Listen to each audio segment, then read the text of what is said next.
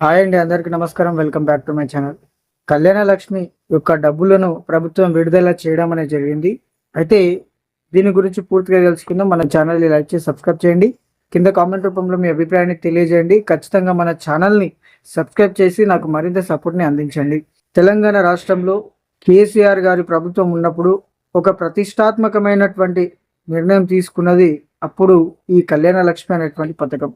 ప్రతి నిరుపేద కుటుంబంలో ఉన్నటువంటి ఆడబిడ్డకి ఆసరగా ఉండాలి పెళ్లికి అని చెప్పేసి అప్పటి కేసీఆర్ గారు ఈ కళ్యాణ లక్ష్మి పథకాన్ని ముందుకు తీసుకొని రావడం, 1,16,000 వారికి మేనమామగా అందించడము ఈ పథకం ద్వారా సర్కార్ ముందుకొచ్చి ఎంతో ప్రతిష్టాత్మకంగా నిర్వహించింది. అయితే దీనికి సంబంధించి తెలంగాణ సర్కార్, కాంగ్రెస్ సర్కార్ కళ్యాణ లక్ష్మికి సంబంధించినటువంటి డబ్బులను విడుదల చేయడం అనేది జరిగింది.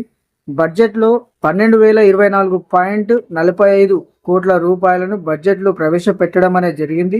అయితే ఇప్పుడు పెళ్లిళ్ళ సీజను, శ్రావణ మాసంలో పెళ్లిళ్ళు నడుస్తున్నటువంటి సందర్భాల్లో ప్రభుత్వము ఈ డబ్బులను విడుదల చేయడం జరిగింది. దీని గురించి మంత్రి పొన్నం ప్రభాకర్ గారు కళ్యాణ లక్ష్మి కోసము ఇప్పటికే 24,038 కొత్త దరఖాస్తులు రావడం అనేది జరిగిందని చెప్పేసి వారు తెలియజేస్తున్నారు. అయితే దీనికి సంబంధించి డబ్బులను 2,175 కోట్ల రూపాయలను విడుదల చేస్తున్నట్టు మంత్రి పొన్నం గారు తెలియజేశారు.